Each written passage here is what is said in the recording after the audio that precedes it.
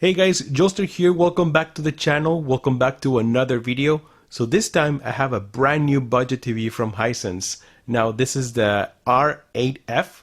I know this is very similar to the H9F that came out last year, but this has something different. This has a Roku operating system instead of Android. So if you prefer Roku, this TV is probably going to be the best choice for you. Alright guys, so I'm Joester. Welcome to the channel and let's do this.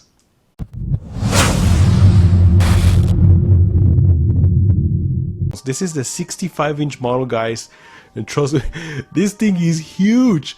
I've only reviewed like 55-inch size TVs, so when I see a 65-inch, this thing is massive for my experience. But I know some of you guys, a lot of you guys have 65-inch, but my goodness, this is massive. The upscaling on this TV looks nice. I mean, you have to let it go a little bit just to get into the good resolution, but I was surprised how nice the upscaling job this TV does. It's very nice. Let's go into the Xbox, right? The first thing you want to do, of course, is set it up. It's super simple, it's easy. Then you want to go to settings, right? Then you want to go over here to TV inputs, and then you can choose what you want to use. It is either your Xbox or your PlayStation. And over here, once you choose, for example, the Xbox, you want to go to HDMI mode, and then go to, make sure it's jumped to HDMI 2.0, because for the most part, it's going to be in auto.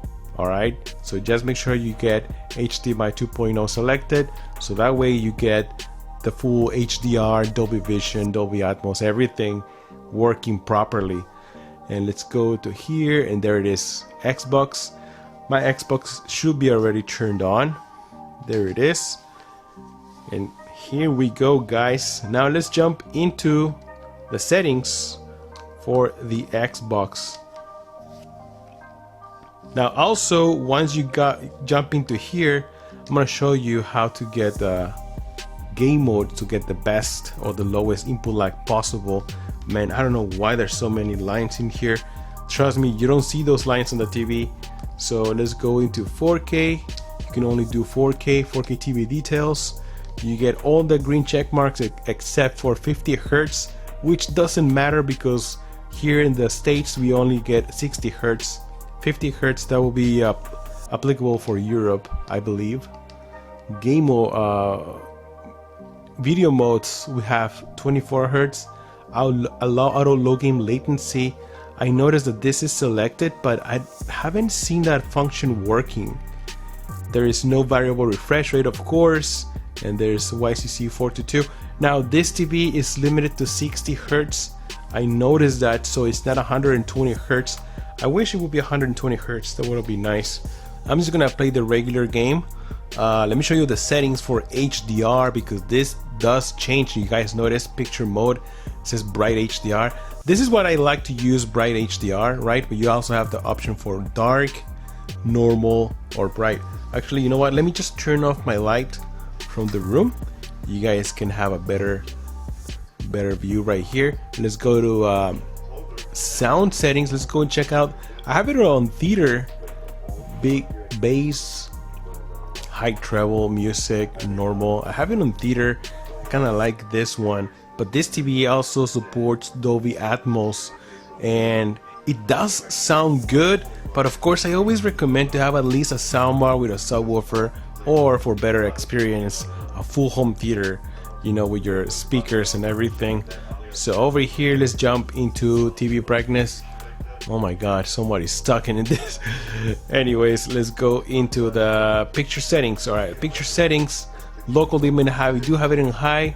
Micro contrast, this is a new one. I'm going to check and find out more about micro contrast. Dynamic contrast, so this is two different options. Let's do this on low, medium, and these are the settings that I'm using out of the box right now. Motion clarity, this should be off, but like I said, guys, I'm gonna be playing with the settings. So for right now, let's get into this game. Let's see how we do.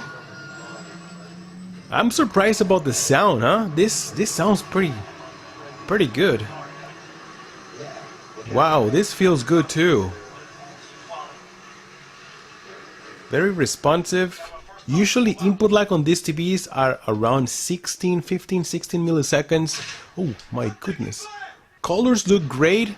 This TV has 700 nits of peak brightness, so it's not going to be as bright as other TVs, for example like my Samsung, but it still looks good, in my opinion. Oh my goodness. Wow, it feels very good, the gameplay. Oh, surprise! It is very responsive, guys. Also, this is a 65-inch version. This TV has, I think I already mentioned that, 60 dimming zones, so it's nice. But also keep in mind that the more dimming zones you have, less likely to have blooming or light bleed. But also the processor has to be a good processor to handle good black levels. Oh wow.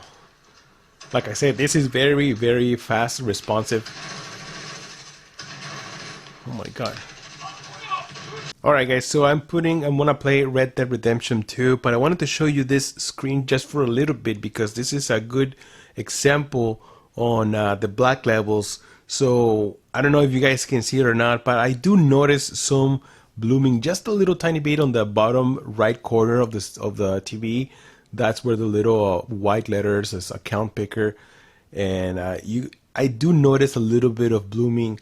I mean, I'm coming from an OLED TV, so I am very susceptible to that little light blame that I see on this TV right now compared to the exceptional black levels from the OLED. So I mean, it's not gonna be perfect. This TV sells for what, $700 for a 65-inch version and $500 for a 55-inch version, compared to my OLED that sells for $1,500 for a 55-inch version and more than $2,000 for the 65-inch. So yes, if you want to get those deep black levels, you're gonna pay the price. But of course, this TV is also going to perform great for the price, you know, for what is the price range. Alright guys, so colors do look fantastic on this TV, and I'm surprised because this is not even quantum dot. That would be nice if we would have quantum dot like the H9F. But I am very, very happy with the color performance.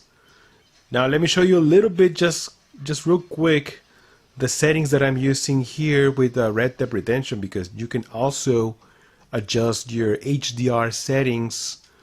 They did fix the HDR calibration. Now you have option of game HDR or cinematic HDR. Of course, I prefer a game because it just looks more, colors look more vibrant. And the peak brightness, I have it at 1000, and the paper white, I have it at 400. For this to be, I think it looks and it works great. So those are the options that I'm using here with a Red Dead Redemption. And let me tell you, it does look beautiful. So another thing I noticed, guys, is the anti-light rejection or reflection screen on this TV is not glossy, it's matte or semi-gloss.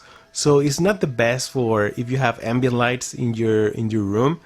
So what I like about glossy anti-light rejection screen on the screen is that the glossy gives you deeper black levels. You know, instead of matte, it doesn't look that great. Actually, it makes the picture look a little bit like washed out. So I prefer glossy, but that usually comes with premium or high-end TVs. This is a budget friendly, so it's just something to keep in mind.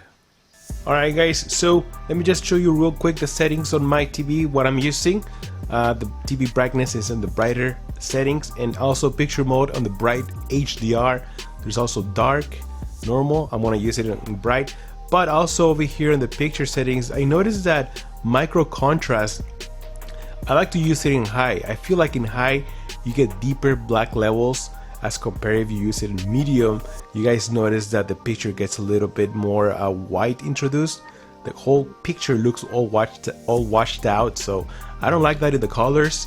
If I turn it off, it looks okay, but I feel like in high it looks better. That is just my opinion. Let me know in the comments if you have had any issues with that of have another TV, maybe like a TCL, because this is very similar to a TCL TV.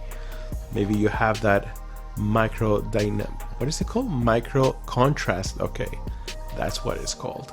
Also, I noticed over here in motion clarity, this reduces motion blur for fast moving content like sports. This darkens the screen really bad. I don't like this, so I'm not going to use that. Just turn it off. This is probably good for sports, but I think motion clarity is like a BFI or black frame insertion. I don't like to use that feature. But anyways, that's my experience with this TV, guys. So far so good. For what is it, like $700 for a 65-inch? Honestly, this is a really good deal, but I'm still gonna dig deeper with my PlayStation. I want to see how the 1080p content looks on this TV, 1080p games. And so if you guys want to know that, make sure you like and subscribe to the channel. Also, let me know if you guys want to see specific games. Maybe I can test it out for you. So thank you so much for stopping by. Don't forget to like and subscribe to the channel. I'm Joster, and I'll see you guys on the next one. Joster out. Oh hey guys, Joster here. Thank you so much for sticking to the end of this video. By the way, did you enjoy this content? If you like this kind of content, if you like to support this channel, first off, make sure you like and subscribe. And also you can become a member. Just hit that join button. You get access to some of the emojis that I created. And also you get early access to some of my videos in the aftermath of the live stream that I do. But mostly just want to support this channel, hit that membership program. All right, I'm working on more videos right now, so make sure you stay tuned for more. I'll see you guys. Joster out.